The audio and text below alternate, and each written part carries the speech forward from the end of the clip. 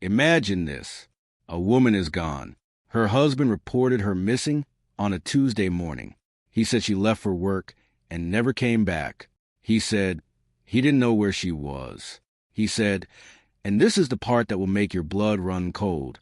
He said he loved her more than anything in this world. The police searched.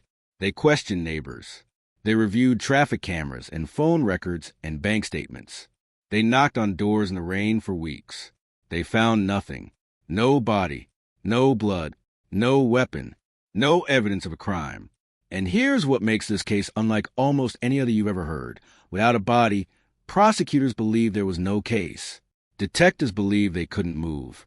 The law, it seemed, was handcuffed. But here's what no one told you yet. The husband had already started dating someone new. 3 days after his wife disappeared, he'd already called her life insurance company before he called the police.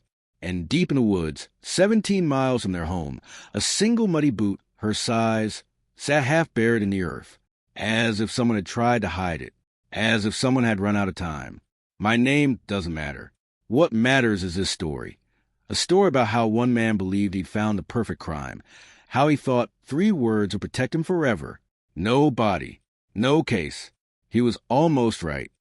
Stay with me, because what happened next, what a handful of determined people did against every odd imaginable, is one of the most extraordinary things you will ever hear.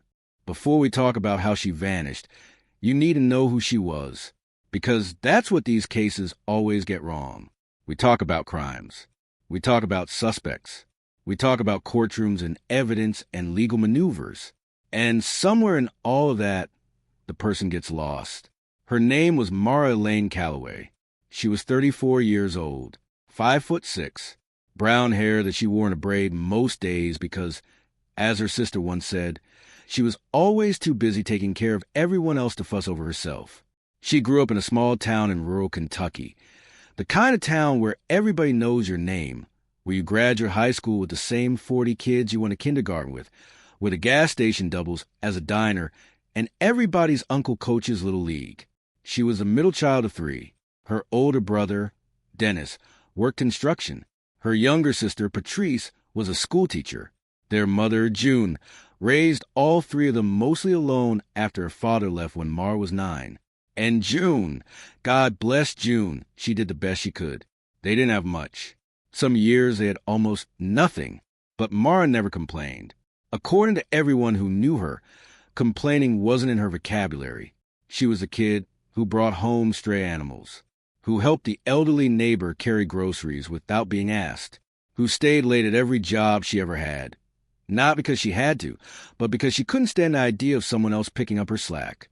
She became a registered nurse after putting herself through community college on 2 part-time jobs and student loans that took her a decade to pay off. She specialized in pediatric care. She worked the night shifts at St. Ambrose Medical Center in Harlan County because the night differential pay meant she could send money home to her mother. Her co-workers adored her. She remembered every single patient's birthday. Her colleague and closest friend, Donna Pruitt, would later testify. Not just the kids she was treating, their siblings, their parents. She kept a little notebook. She wrote it all down. She cared about people the way most of us only wish we could. Mara loved photography. She had a little mirrorless camera she'd saved up for over 18 months. She liked photographing sunrises. Specifically, she liked how the light hit the fog over the river behind her childhood home. She had a photo of it on her phone wallpaper, a photo investigators would later find when they cracked open her cloud backup. She loved sad country music and terrible reality TV, and her sister's cornbread. She had a cat named Biscuit. She was afraid of heights and thunderstorms, and, according to Patrice, the idea of ever becoming someone who stops noticing the small, beautiful things. She deserved a long, full life. What she got instead was a husband who saw her as an obstacle. His name was Craig Elmore Calloway, and you need to understand him too, because monsters rarely look the way we imagine them. Craig Calloway was handsome. There's no other way to start. 6'1", broad shoulders, the kind of easy smile that made people trust him immediately. He coached youth baseball on weekends. He held doors open for strangers. He remembered people's names the first time he heard them, a skill that, in his line of work, served him enormously well. He sold commercial real estate in Harlan County and the surrounding region. Not a massive operation, a two-man office with a part-time receptionist. But he was good at it. He had a talent for making buyers feel like they were his only priority, even when he had 17 other deals in motion. People described him as charismatic, warm, genuine. His pastor said he was a pillar of the community. His neighbors said he was the first person to show up with food when someone's parent passed. His real estate partner, Dale Hutchins, said Craig was the most naturally likable person he'd ever met in 40 years of business. You want to be around him. That's the only way I can explain it. But there is always another side. Mara's sister Patrice noticed it early, within the first year of their relationship, the way Craig's charm had a switch, the way it could turn off suddenly and completely the moment they were alone, the way he had a different voice for public and a different voice for private, the way he could make Mara feel, in the space of a single afternoon, both completely cherished and completely small. He never hit her, Patrice would say later, her voice careful and measured. Not that I ever saw, not that she ever told me, but there are 100 ways to hurt someone, and he knew most of them. Craig isolated Mara slowly. It happened the way these things always happen, gradually, almost imperceptibly like a tide coming in. First, he didn't like how much time she spent with her friend from work. Then he had concerns about her friendship with one particular male colleague. Then he thought it was strange that she called her mother every single day. Then he suggested, gently, always gently, that her sister Patrice had a negative influence on her. By the 3rd year of their marriage, Mara was seeing Patrice about once a month instead of every week. By year 4, she'd stopped mentioning Craig's moods to anyone at all. People asked, with genuine confusion, why women stay. But that question misunderstands how coercive control works. It's not about one terrible moment that you can point to and say, this is when I should have left. It's about 1,000 small moments, each individually manageable, that add up over years to a cage you didn't realize you were building around yourself. Mara had tried to leave once. In the spring of their 5th year of marriage, she called Patrice, told her she was done, started looking at apartments. Craig found out what he said to her, what he did to make her stay. We don't know completely. Mara never told anyone the full story. But 2 weeks later, she called Patrice and said things were fine, that she'd overreacted, that Craig had really hurt her this time, and things were going to be different. Patrice didn't believe her. But what can you do? You can't force someone to leave. You can only hold the door open and pray they walk through it before it's too late. Mara never walked through that door. And now, standing in what should have been the prime of her life, she was simply gone.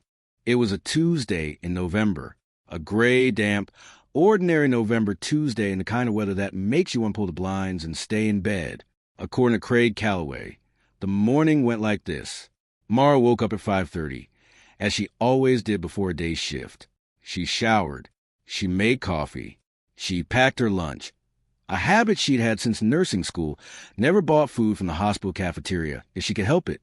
She kissed Craig goodbye, and she walked out the front door at 6:45. He said he heard her car start in the driveway. He said he went back to sleep. He said he assumed she'd gone to work. Beat. Let it land. The problem was Mara never showed up at work, and nobody called Craig until 11:30 that morning. St. Ambrose Medical Center's charge nurse tried Mara's cell phone first. No answer. Then she tried the home landline. Craig answered. And here's the thing, according to the charge nurse, who recounted this conversation in exquisite detail later, Craig didn't sound worried. He sounded annoyed, like the call was an inconvenience. He said he'd look into it and call them back. He did not call them back. The hospital reported Mara as a no-call, no-show. HR flagged it. Someone sent an email. The shift moved on. It was Patrice who sounded the alarm. When Mara hadn't responded to 3 texts and a voice message by 7 p.m. that evening, Patrice drove directly to the house. She knocked on the door. Craig answered in a T-shirt and sweatpants, holding a beer, with a college basketball game playing on the TV behind him. He told Patrice that Mara had probably just needed some space, that things had been tense between them lately, that she'd maybe gone to stay with a friend. Patrice asked which friend. Craig said he didn't know. Patrice asked if he'd called the police. Craig said he didn't think it had come to that yet. Patrice called 911 from Craig's driveway that night. It took another 18 hours before Craig filed an official missing persons report. He said, when asked about the delay, that he'd been hoping Mara would come home on her own, that he hadn't wanted to embarrass her by involving law enforcement if she just needed some time away. Investigators found this explanation difficult to reconcile with the behavior of a genuinely concerned husband. But at this stage, they had nothing on Craig Calloway except a suspicious feeling. In true crime, suspicious feelings don't make cases.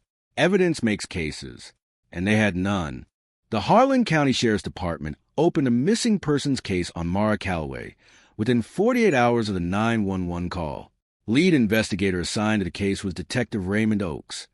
17 years on the job, quiet, methodical, the kind of detective who never raised his voice and never forgot a detail. His colleagues called him the librarian because he filed everything, remembered everything, connected everything. He would need every one of those 17 years for this case. Oakes' first move was standard procedure: establish the last known movements of Mara Calloway, construct a timeline, look for inconsistencies. What he found almost immediately was a web of inconsistencies that Craig Calloway couldn't fully explain. First, the car. Craig said Mara drove away at 6:45 a.m. But traffic cameras on the two main roads between the Calloway house and St. Ambrose Medical Center showed no record of Mara's vehicle at any point during the morning commute window. None. Her car, a dark gray Honda CR-V, was found 4 days later at a park and ride lot 11 miles from the house, in the opposite direction of the hospital. The car was unlocked. Her purse was on the passenger seat. Her phone was not. No fingerprints beyond her own and Craig's. The car had been wiped. Second, the cell phone. Mara's cell phone pinged a tower near their house at 6:52 a.m., 7 minutes after Craig said she'd left. Then nothing. The phone went completely dark. No activity, no GPS data, no calls, no texts, nothing. Her phone has never been found. Third, the insurance policy. Oakes discovered, through routine financial records review, that Craig Calloway had made a phone call to Pinnacle Life Insurance Company at 8:14 a.m. on the morning of Mara's disappearance. That's not when he reported her missing. That's not when he was worried. That was before anyone even knew she hadn't shown up to work. The call lasted 11 minutes. The insurance company's records showed that Craig had been asking about the process for filing a beneficiary claim on a policy he and Mara had taken out 3 years prior, a policy worth $750,000. When Oakes confronted Craig about the call, Craig said he'd been confused, said he thought he was calling about a completely different policy, their auto insurance, said he'd dialed the wrong number. The call was to a life insurance company. On the morning his wife vanished, Oakes wrote it down, added it to the file. Red flag number 1, red flag number 2, red flag number 3. But none of it was evidence of crime. None of it could secure an arrest warrant. None of it, without a body, without a cause of death, without proof that a murder had even occurred, meant anything in a courtroom. This was the wall Oakes kept running into. A wall made of 3 words. No body. No case. 3 weeks into the investigation, Oakes received a call that changed everything. Or rather, that should have changed everything. A woman named Lucille Marsh, 61 years old, retired postal worker, lived in a white house on the corner 200 yards from the Calloway property, called a non-emergency police line, and asked to speak to whoever was handling the Mara Calloway case. She'd seen something. On the morning of the disappearance, early, before 6 a.m., Lucille had been awake because her arthritis kept her up most nights, and she'd gone to the kitchen to make tea. From her kitchen window, she had a partial view of the road leading from the Calloway property.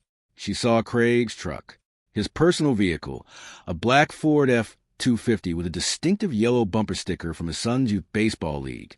She knew that truck. She'd seen it in the driveway for years. It was moving slowly down the road at approximately 5:45 a.m. Before dawn, before Mara supposedly even woke up. The truck was heading away from town, heading toward the woods. And this is the part that made Lucille Marsh lose sleep for weeks before she finally called. The truck was sitting low. The bed was way down, like it was hauling something heavy. Pause. Lucille hadn't want to say anything because she liked Craig, because she thought maybe she'd misremembered, because she was 61 years old and her kitchen light wasn't great and it was still dark outside, and maybe it wasn't even his truck, but the bumper sticker. She kept coming back to the bumper sticker. Yellow with a little baseball diamond on it. Harlan County Youth League. She'd seen it 1,000 times.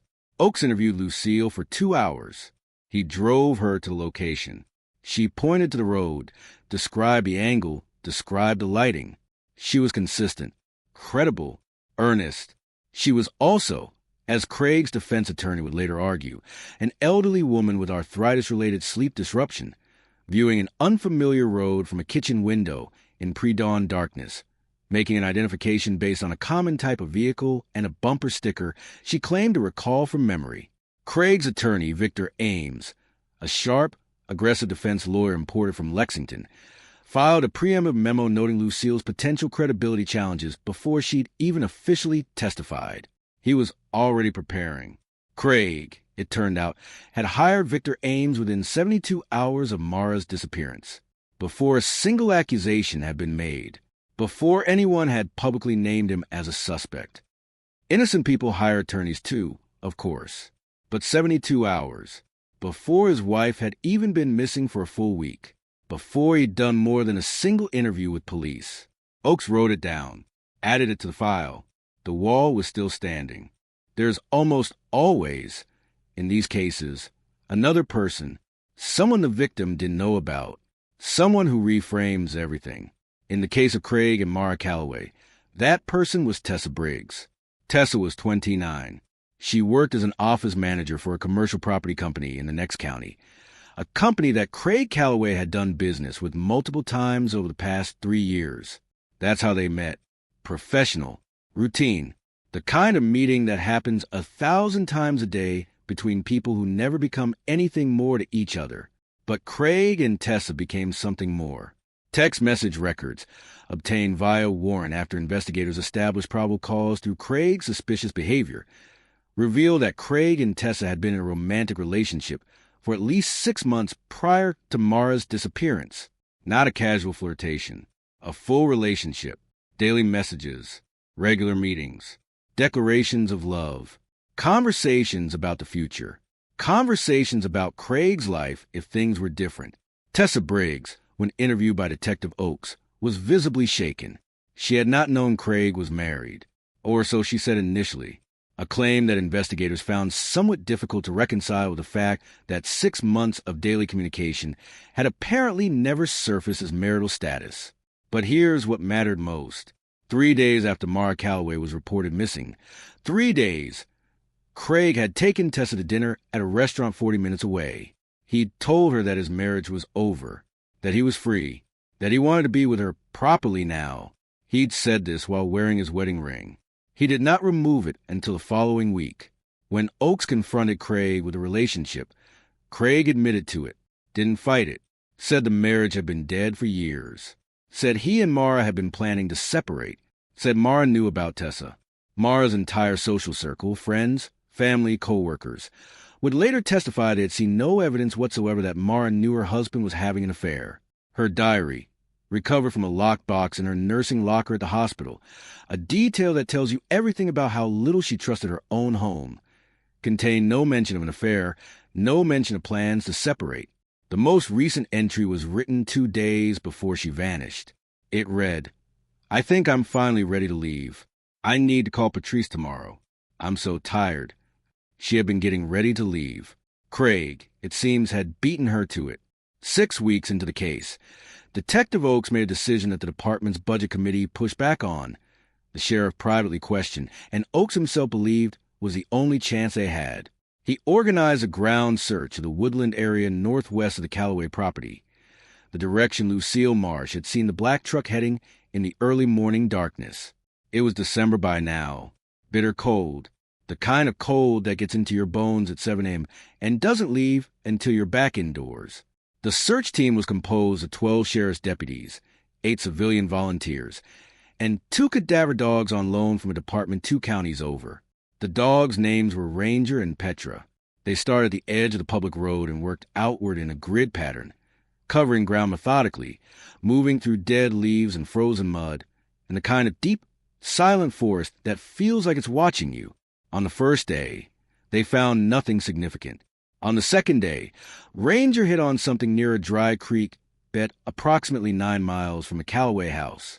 Investigators found a length of blue tarpaulin partially buried under a layer of leaves and mud.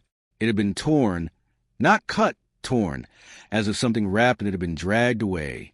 The tarpaulin contained no human remains, but it contained trace evidence, a small amount of soil with a chemical composition consistent with decomposition, and 2 human hairs, dark brown, approximately 12 inches long, consistent with Mara Calloway's hair. DNA testing would take weeks, but the dogs kept working. On the third day, Petra stopped dead at a location 17 miles northwest of the Calloway property, deeper into the woods than anyone had expected to search.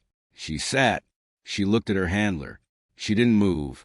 Half buried in the soft earth near a cluster of white birch trees was a single woman's boot, dark brown, size 7. Mara Calloway wore size 7. The boot's mate was never found. There was no body. There was no grave site. But there was a boot and a tarpaulin and 2 hairs, and a cadaver dog who was absolutely certain that what she smelled in that frozen earth was human death. Oak stood in the woods in the December cold and felt the case take shape around him. Still incomplete, still maddeningly circumstantial, but shaped. Real, present. He drove back to town and called the county prosecutor's office. He told them what they had. There was a long silence on the other end of the line. Then the prosecutor, a woman named Carolyn Vesper, said quietly, "That's not enough, Ray. You know that's not enough." Oakes knew, but he also knew something else. Something he hadn't told Carolyn yet. He'd found Craig's truck. The black Ford F-250 belonging to Craig Calloway had been professionally detailed. Not a standard car wash. Not a quick vacuum and wipe down. A full professional forensic grade detail. The kind of thorough cleaning that strips out organic material at a microscopic level. Craig had taken the truck to an auto detail shop the same day Mara was reported missing. The shop, Precision Auto Detailing on Route 9, had records of the appointment. Craig had called to book it at 9:17 a.m., less than 3 hours after the insurance call, and had arrived at 11:30. The job took 4 hours and cost $460. Craig paid cash. He told the detailer, a teenager named Marcus Webb, who would later become one of the prosecution's most compelling witnesses, that he'd had a leak in the truck bed, said some fertilizer bags had burst and made a mess. Marcus Webb detailed a lot of trucks. He told investigators that whatever Craig said was in that truck bed, it didn't smell like fertilizer. It smelled, Marcus said carefully, like meat that had been sitting too long. He hadn't thought much of it at the time. Hunters hauled deer carcasses all the time. It wasn't unusual. He thought about it differently after he saw Mara Calloway's face on a missing persons flyer stapled to a telephone pole outside the hardware store. Oakes brought in the state police forensics unit. Even after professional detail, even after weeks, forensic luminol testing of the truck bed showed trace pattern consistent with a cleaning attempt to remove biological material. The luminol lit up in 7 distinct areas. This was not proof of murder. Luminol reacts to blood and to many other substances, bleach, rust, animal matter. Without a body, without a confirmed cause of death, a defense attorney could point to Craig's claimed fertilizer or to the deer hunting season and create reasonable doubt. But the soil samples from the truck's wheel wells were more telling. A forensic geologist named Dr. Patricia Shun, brought in as an expert consultant, matched trace minerals and organic compounds in the wheel well soil to the geological profile of the area around the search site in the woods, specifically to the area around the dry creek bed where the blue tarpaulin had been found. Craig's truck had been in those woods. He had never mentioned going to those woods. When Oakes asked him about it, Craig said he went hiking out there sometimes, that he'd been out there a few weeks before Mara disappeared, that there was nothing unusual about it. Oakes asked if he could narrow down when. Craig said he couldn't remember exactly. Oakes asked if he'd been out there the morning Mara disappeared. Craig said no. Craig's attorney immediately ended the interview. They were still building the wall. But now, Oakes thought he could see cracks in it. Carolyn Vesper had been Harlan County's district attorney for 11 years. She was 52, sharp-featured, precise in her speech, the kind of prosecutor who prepared so thoroughly for trial that opposing counsel sometimes joked, not entirely kindly, that she had no life outside the courtroom. They were right, and she didn't apologize for it. Vesper had tried over 200 cases. She had a conviction rate that prosecutors from bigger jurisdictions came to study. She had tried murders and kidnappings and organized fraud and child abuse. She thought, by her 11th year, that she had seen every kind of case there was. She had never tried a no-body murder case. In the entirety of Harlan County's prosecutorial history, there had been exactly 2 attempts to prosecute a homicide without a victim's remains. Both had ended in acquittal. The legal standard, proof beyond a reasonable doubt, is already brutally difficult in any murder case. Without a body, you cannot definitively establish cause of death. You cannot establish the fact of death beyond question. A defense attorney can stand in front of a jury and say, with complete sincerity, "How do you know she's dead? She could have walked away. She could be alive right now." It is a powerful argument. It works. It has worked for decades. But Carolyn Vesper sat with Detective Oakes's file for 3 days. She read every page. She studied case law from across the country, jurisdictions that had successfully prosecuted no-body homicides. There were precedents. Not many, but they existed. She thought about Mara Calloway. She thought about the diary. "I'm so tired." She thought about the boot in the frozen earth. She thought about Craig Calloway, sitting in his house watching basketball, while his wife had been missing for less than a day. She picked up the phone and called Detective Oakes. "I'm going to need more," she told him. "I need you to build me a case that is so airtight that the absence of body becomes almost irrelevant. Can you do that?" Oakes was quiet for a moment. "I'm going to try," he said. It was not the most inspiring declaration in the history of law enforcement. But Carolyn Vesper had built entire cases on people trying. "Good," she said, "because I just decided we're taking this to trial." Sometimes, not often, but sometimes, a case breaks open not through forensic science or detective work, but through a single human being who knows something they shouldn't have to know. Her name was Delia Park, 38 years old, homeschooled her 2 kids, lived in a house on a rural route about 4 miles from the search area. She had a dog named Copper, who required 2 long walks a day, which meant Delia knew the wooded trails around her home better than almost anyone. She came to the sheriff's office on a Wednesday afternoon in January, 6 weeks after the search, and asked to speak to the detective working the Calloway case. She sat across from Oakes, and she was calm, but her hands were not. She told him that on the morning in question, the Tuesday morning Mara had disappeared, she'd been on an early walk with Copper at approximately 5:50 a.m. The sky was still dark. She used a headlamp. She heard a vehicle on a service road that ran through the forest, a road that was accessible but rarely used, mostly by hunters or forestry vehicles. The sound of a heavy engine. Diesel, she thought. She grew up on a farm and knew the difference. Then she heard something else. She stopped, made Copper sit, turned off her headlamp. From somewhere in the trees, maybe 200 yards, she couldn't be sure, she heard a sound. It sounded, she said, like someone crying. A woman's voice. Low, desperate, cut short, as if someone had stopped it. And then silence. And then the diesel engine again. Moving away. She'd told herself it was an animal, or her imagination. She was alone in the woods before sunrise. Minds played tricks. She'd gone home and made her children's breakfast and not thought about it again. Not fully, until she saw the missing persons report from Mara Calloway in the local paper. And then she couldn't think about anything else. Oakes asked her, gently, carefully, if she could pinpoint the location more precisely. Delia walked him out there the following morning. She stood on the trail where she'd stopped and turned off her headlamp. She pointed into the trees. The direction she pointed was directly toward the creek bed where the blue tarpaulin had been found. The forensic geologist, Dr. Shun, was already confirming the soil match. The cadaver dogs had already indicated the area. And now a witness placed a diesel vehicle. Craig's truck was a diesel. In those woods, at that hour, on that morning. Oakes went home that night and sat at his kitchen table until 2 in the morning, building the timeline. He was getting close. He could feel it. And so, though Oakes didn't know this yet, could Craig Calloway. There's a phenomenon that investigators call behavioral decompensation, and it's exactly what it sounds like. A suspect who believes they've committed a perfect crime begins, under the sustained pressure of an active investigation, to make mistakes. They make mistakes because a facade of normality requires enormous psychological energy to maintain. Every conversation with police, every interview, every search warrant served at the house, every forensic team that shows up with equipment. It costs something. It takes a toll. Craig Calloway had been performing grieving husband for 3 months by now. He was getting tired. The first mistake was the social media posts.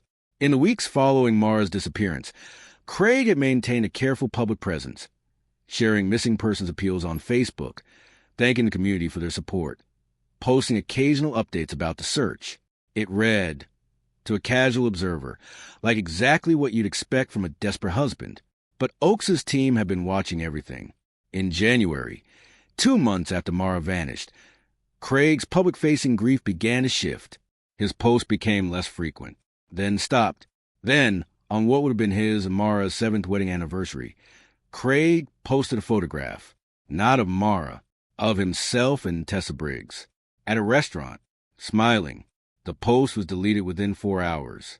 But the internet never fully forgets, and Oakes' team had captured it within minutes.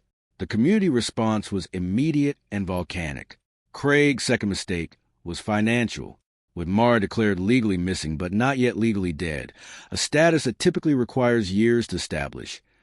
Craig could not access a life insurance payout, but he tried. He contacted Pinnacle Life Insurance 3 more times in January and February, becoming increasingly aggressive in his language. Representatives noted his tone in their internal records. One representative's handwritten note read, "Caller was hostile, asked if there was any way to expedite without death certificate. I told him no." He seemed very frustrated. This from a man whose wife had been missing for fewer than 90 days. His third mistake was the most human and the most damaging. Craig had a drinking problem that predated Mara's disappearance. Under stress, it worsened. In February, at a bar in the next county, far enough from home that he assumed he wouldn't be recognized, Craig got drunk at 11 p.m. on a Thursday night and started talking to a man named Jesse Klein. Jesse Klein was nobody to Craig, a stranger at a bar, someone to talk to. Jesse Klein was, coincidentally, a former Army sergeant who had subsequently become a licensed private investigator. He was in that bar meeting a client. He was also, and this is the part that should make you believe in something, Patrice Calloway's next-door neighbor. He knew exactly who Craig was. He kept his face neutral. He let Craig talk. And Craig talked, not in confessional detail, not in anything that constituted a direct admission, but he talked about the investigation. He talked about how unfair it was. He talked about how he was being painted as a monster when he'd done what he'd had to do. "What you had to do," Jesse said carefully. "What do you mean by that?" Craig seemed to catch himself. He stopped, looked at his drink. "I mean, dealt with it. Dealt with the situation. The whole thing." He didn't say anything else. He paid his tab and left. Jesse Klein called Patrice Calloway that night. Patrice called Detective Oakes first thing in the morning. It was not a confession. A defense attorney could shred it, but it was another crack in the wall. Modern murder investigations are won and lost on digital evidence. People forget this. They think about fingerprints and DNA and eyewitnesses. But in the 21st century, your phone is the most honest witness to your life. More honest than you are, more consistent than any person who saw you from a kitchen window. Your phone knows where you were. It knows when you slept and when you woke. It knows what you searched for, what you read, what you watched, what you bought. It knows your patterns. And most critically, it knows when those patterns changed. The Digital Forensics Unit of the State Police had been working on Craig's phone data since a warrant was granted in December. What they found was a masterclass in how people who think they're being clever are, in fact, creating a perfect record of their guilt. Finding 1.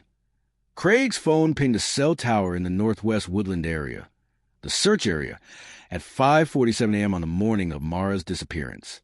This is consistent with Lucille Marsh's sighting, consistent with Delia Park's account, consistent with the soil in his wheel wells. He was in those woods. His phone placed him there.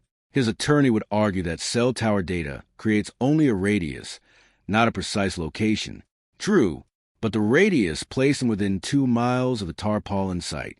Finding 2. Browser history from Craig's phone, dating back 8 months before Mara's disappearance, revealed a series of searches that form a chilling pattern.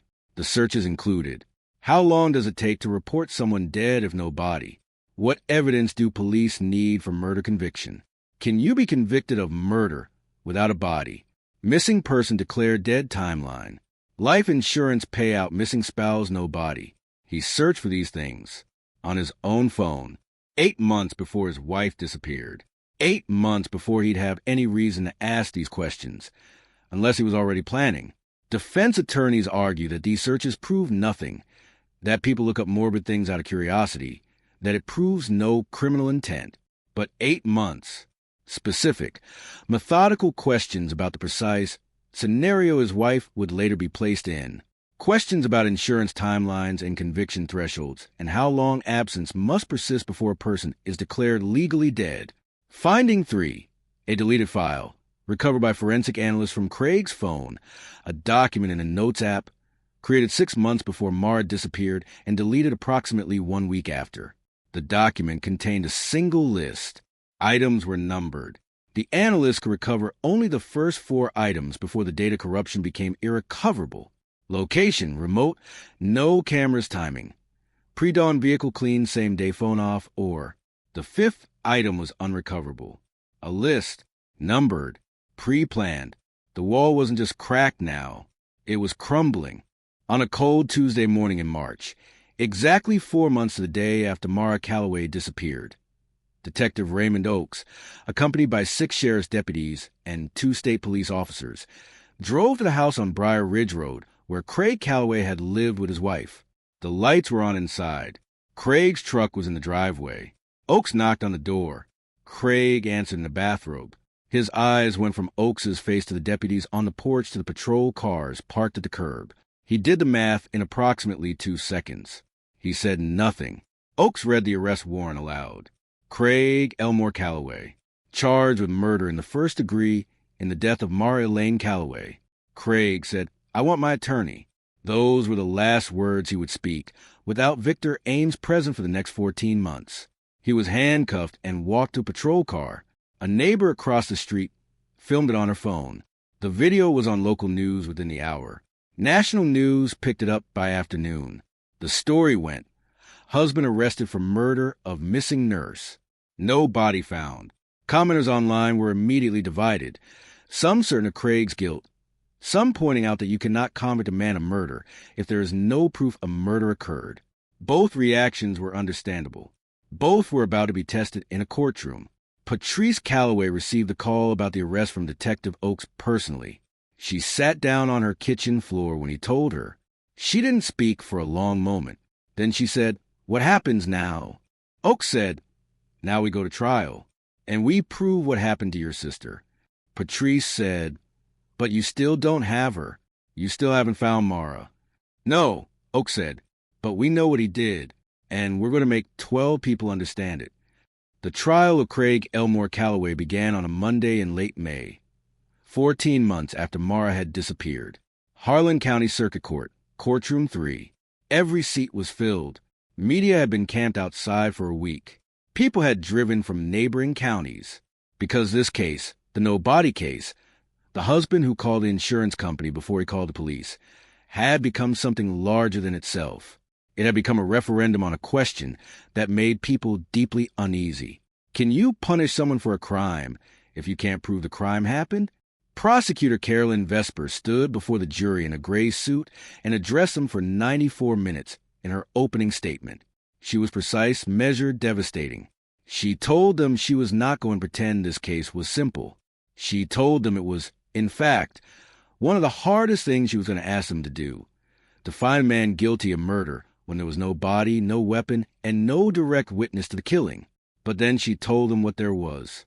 She told them about the insurance call at 8:14 a.m. She told them about the browser searches 8 months in advance. She told them about the deleted list. She told them about the truck in the woods at 5:47, confirmed by cell tower, confirmed by soil analysis, confirmed by a retired postal worker who knew that yellow bumper sticker. She told them about a woman walking her dog who heard a woman's voice, cut short, in the darkness before dawn. She told them about Craig Calloway starting a relationship with another woman before his wife had been missing 72 hours. She told them about the boot.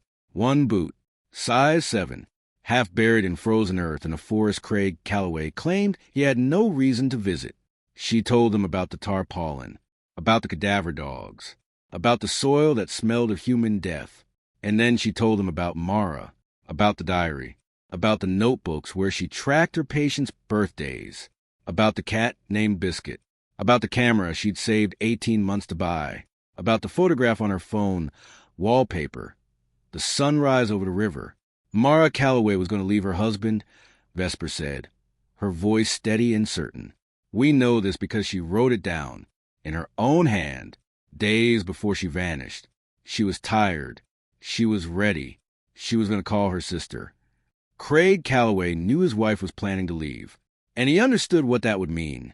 The end of his marriage, the exposure of his affair, and the very real possibility that a divorce settlement would significantly damage his financial situation.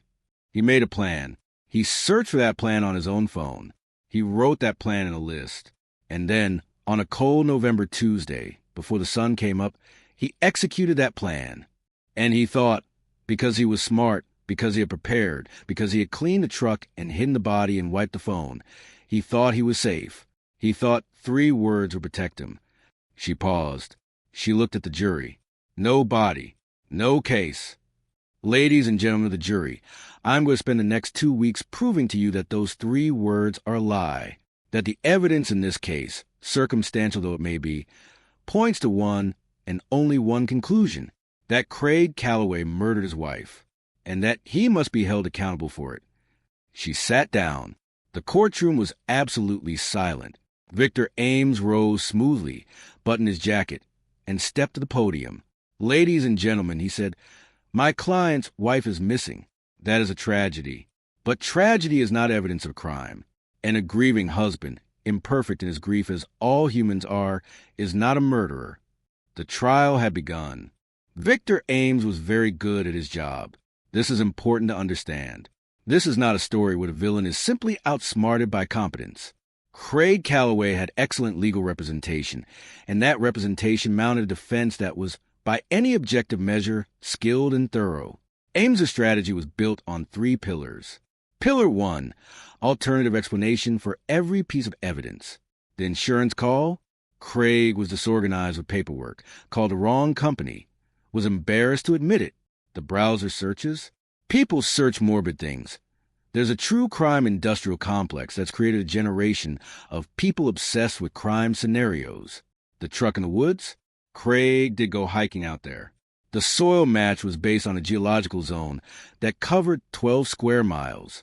The deleted list, partially recovered, uncontextualized, open to unlimited interpretation. Pillar 2, reasonable doubt about whether a crime occurred at all. Ames brought in a private investigator who had located 2 sightings, unconfirmed, anecdotal, of a woman matching Mara's description in cities 400 miles away, months after her disappearance. He argued that Mara Calloway was a woman who had written in her diary that she was ready to leave. Maybe she left. Maybe she built a new life. Maybe she was, right now, alive somewhere, and her husband was being tried for a murder that never happened.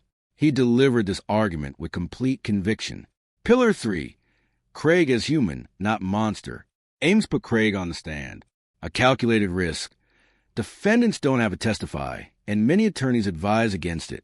But Craig Calloway's greatest asset had always been his charm, and Ames decided to weaponize it. Craig was composed on the stand. He was emotional. Not dramatically, not performatively, but in the careful, contained way of a man who is trying to hold it together. He spoke about Mara with apparent tenderness. He acknowledged the affair and called it the biggest mistake of his life. He said his marriage had been trouble for years and that he had coped badly. He said the insurance call was a stupid panic mistake made by a man who didn't know what to do. He was, in short, enormously sympathetic. Vesper's cross-examination was surgical. Mr. Calloway, you called Pinnacle Life Insurance at 8:14 in the morning. Can you tell the jury, at 8:14 in the morning, what did you believe had happened to your wife? Craig said he wasn't sure. You weren't sure, and yet you called her life insurance company. Not the hospital to see if she'd arrived. Not her friends. Not her family. Her life insurance company. As I said, I dialed the wrong. Your auto insurance provider is Allstate. Pinnacle Life Insurance is a different company. You've had policies with both for 7 years.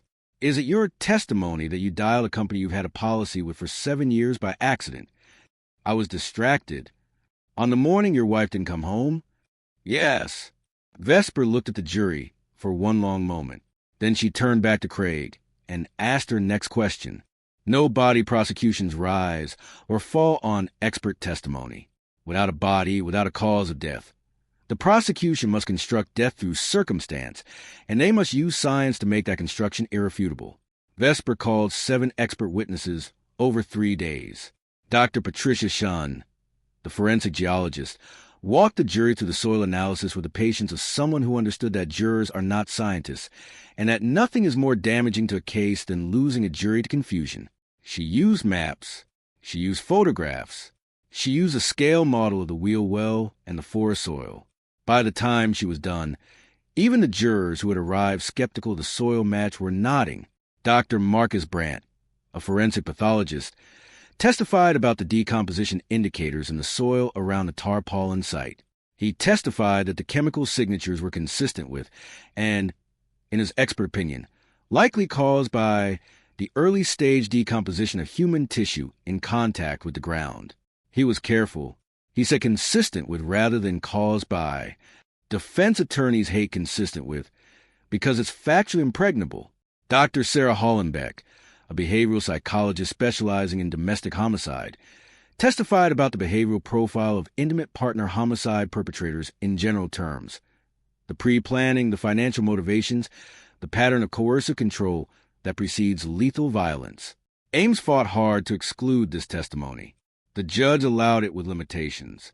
Dr. Kenneth Oishi, a digital forensic specialist, walked the jury through the phone data with the precision of a surgeon.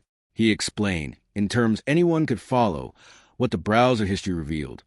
Not just the searches themselves, but their chronological pattern, their specificity, the deliberate way they progressed from general to specific over 8 months. He explained the deleted list. He explained what deleted means on a phone, not gone, but moved. Moved to a space that most people assume is inaccessible, but that forensic tools can reach. He put the lists for recovered items on a screen at the front of the courtroom. Location, remote, no cameras timing. Pre-dawn vehicle clean, same-day phone off, or he left them on the screen for 30 seconds. Nobody in the courtroom breathed. The 2 cadaver dog handlers testified about Ranger and Petra's alerts. They explained how cadaver dogs are trained, what their alert signals mean, how courts have treated their testimony. Both dogs had alerted in the same location. Both dogs came from different departments with no shared training lineage.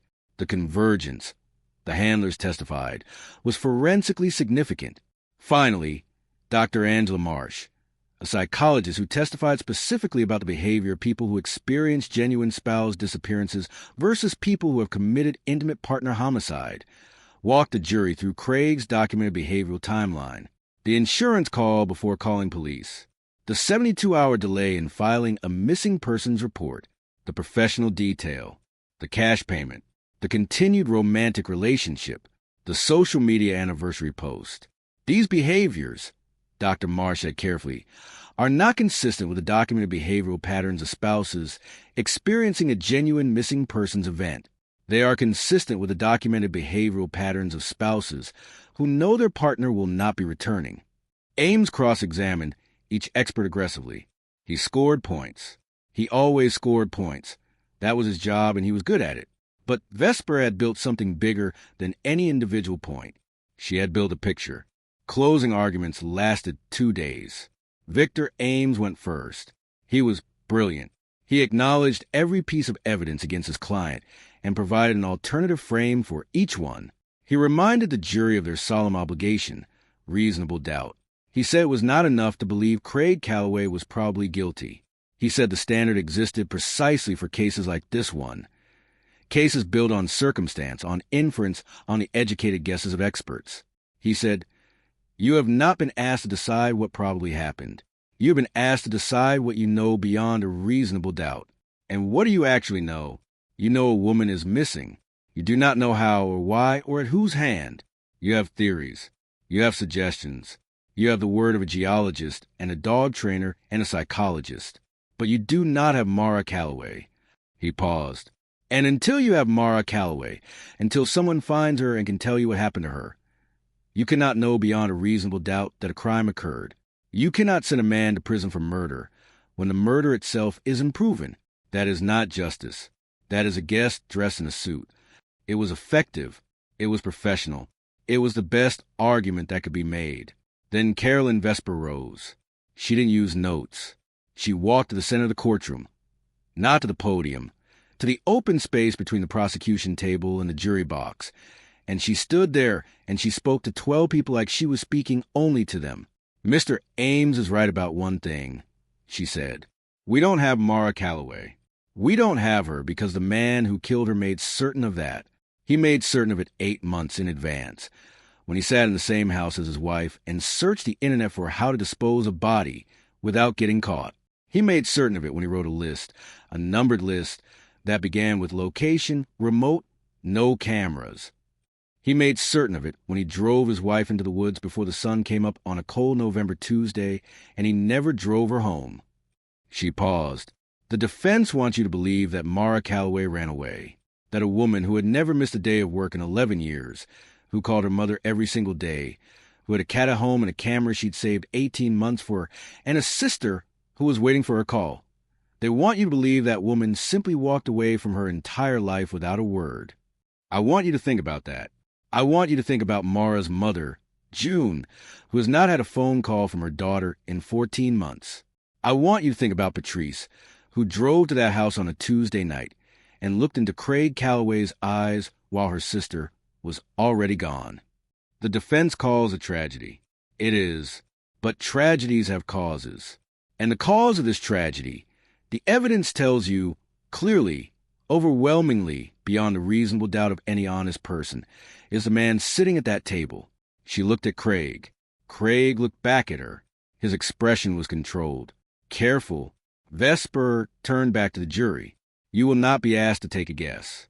You will be asked to follow the evidence. All of it. The phone searches, the list, the truck, the soil, the tarpaulin, the boot, the dogs, the neighbor who saw that truck in the dark, the woman who heard a voice cut short in the woods, the insurance call, the dinner with his girlfriend 3 days later. Follow all of it to its only logical conclusion. Find Craig Calloway guilty. Not for us, not for the department, for Mara, for her mother and her sister, and every person whose birthday she kept in a little notebook. Give her the justice she never got to ask for herself. She sat down. The judge sent the jury to deliberate. The jury deliberated for 51 hours over 4 days. This is an eternity in legal terms.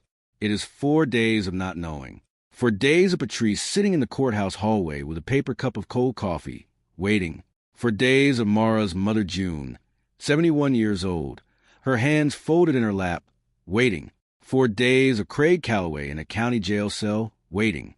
4 days of Carolyn Vesper not sleeping, not eating properly, rereading her closing statement at 2 a.m, looking for the places where she might have lost them. 51 hours. In that time, the jury requested the following materials: a readback of Dr. Oishi's testimony about the deleted list, the photographs of the boot, the forensic report on the tarpaulin, the cell tower data showing Craig's phone in the Woodland area, and, in an unusual and poignant request, the text of Mara's diary entry, The last entry. The one that read, "I think I'm finally ready to leave. I need to call Patrice tomorrow. I'm so tired." They read it. They sat with it. On the fourth morning of deliberation, the jury sent a note to the judge. The note said, "We have reached a verdict." The call went to all parties simultaneously. Patrice was in the parking lot, getting air, when her phone rang. She ran inside. Vesper was in her office across the street. She walked over quickly, alone, because she needed those 60 seconds to compose herself. Craig was escorted from the jail cell to the courtroom. His face revealed nothing. Victor Ames adjusted his tie. Judge Helena Marsh took her seat, called the courtroom to order, asked the jury foreperson to stand. The foreperson was a 55-year-old high school principal named Douglas Avery. He stood straight. His voice was steady. On the charge of murder in the first degree in the death of Mara Calloway, he said, "We, the jury, find the defendant guilty." The courtroom erupted. Patrice Calloway put her hands over her face and broke apart completely. June Calloway, 71 years old, who had not cried once in the entire 14 months because she'd been afraid if she started she would never stop, finally, in that moment, wept. Craig Calloway did not move. He sat perfectly still and stared at the table in front of him. His attorney put a hand on his shoulder. He didn't react. Outside the courthouse, a crowd that had gathered spontaneously in the past 40 minutes erupted. In the parking lot, a woman who hadn't known Mara personally, but who had followed the case online, sat in her car and cried. Across the country, because this case had become national news, people watched the breaking coverage and felt something complicated and human. The satisfaction of a wrong partially righted, and the hollow ache of knowing that the right had come too late and would never fully be enough. Judge Helena Marsh sentenced Craig Elmore Calloway to life in prison without the possibility of parole. When given the opportunity to address the court before sentencing, Craig said nothing. His attorney noted that the conviction would be appealed. As of now, that appeal is pending. Victor Ames's grounds for appeal focus on the jury's access to diary entry, which he argues was unduly prejudicial, and on the admissibility of Dr. Hollenbeck's behavioral psychology testimony. These are legitimate legal arguments. The appellate process exists for a reason and serves a function vital to justice. Craig Calloway has the right to appeal. He may yet succeed. But here is what didn't change when that verdict was read. Mara Calloway's body has not been found. Detective Raymond Oakes still leads an active search operation. Scaled down now, ongoing, but active. He has not closed the search. He has said, in the only interview he gave after the verdict, that he will not close the search. "She deserves to come home," he said. That's the piece of this that a conviction doesn't fix. He's right. The conviction gave the Calloway family something.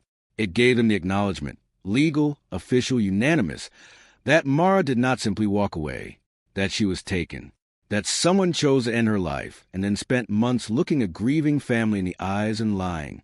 But it did not give them Mara. It did not give June her phone calls. It did not give Patrice the sister she was waiting for. It did not give Mara the life she was preparing to start, the apartment, the freedom, the phone call she never got to make. I think about this case and others like it, and I keep returning to the same moment. Not the verdict, not the arrest, not the dramatic courtroom scenes. I keep returning to a Tuesday morning in November, a cold, gray, ordinary morning, and a woman packing her lunch, drinking her coffee, thinking about the call she was going to make tomorrow. She had a plan. She had hope. She was tired, but she was moving. And somewhere in that ordinary morning, the worst thing happened. The worst thing that can happen, happened. This case changed things. Not in grand, sweeping ways. The law didn't change overnight. No body prosecutions are still among the hardest cases a prosecutor will ever face. The principle hasn't been overturned, but it demonstrated something that matters enormously. That patient, methodical, determined people. A detective who kept adding to a file when everyone else said it was hopeless. A prosecutor who made a decision most people in her position wouldn't have made. A retired postal worker who trusted what she saw. A woman with a dog who came forward even though she was afraid. Can, together, find a path through an obstacle that seems impenetrable. 3 words said they couldn't do it. No body, No case. They did it anyway. Lucille Marsh still lives in the White House on the corner. She still makes tea in the kitchen before dawn sometimes, when her arthritis won't let her sleep. Delia Park still walks copper on the trails in the morning. She doesn't take the route near the service road anymore. Jesse Klein still works as a private investigator. He's the kind of quiet hero this story has a few of. A man who simply paid attention, and then did the right thing with what he'd heard. Patrice Calloway has started a foundation in her sister's name, focused on supporting families of victims in no-body cases. Cases where the legal system tells people their grief doesn't count because there's no proof. Her sister proved there's always proof. You just have to be willing to find it. June is 71 years old, and she sits on her porch in the evenings, and she looks at a sunset, and she thinks about a photograph, a sunrise over a river, that her daughter loved enough to put on her phone wallpaper. She keeps Biscuit, the cat. She talks to Mara sometimes. She says she knows Mara is listening. Mara Lane Calloway, 34 years old, a nurse, a sister, a daughter, a woman with a notebook full of other people's birthdays and a camera she'd saved 18 months to buy, and a sunrise she loved, and a cat, and a sister she was finally ready to call. She was not nobody. She was not nothing. And the forest, somewhere, still holds her. We haven't stopped looking. If this story affected you, if it made you think about someone in your life, if it reminded you of a case you followed, if it stayed with you, share it. Cases like Mara's don't get solved or prosecuted without public awareness, without people paying attention. You can find links to resources for families of missing persons in the description below. If you watched this far, you know these stories matter. You know the people in them matter. Subscribe if you want more stories told with the seriousness they deserve. And if there's a case you think the world needs to know about, leave it in the comments. I'll be reading every single one.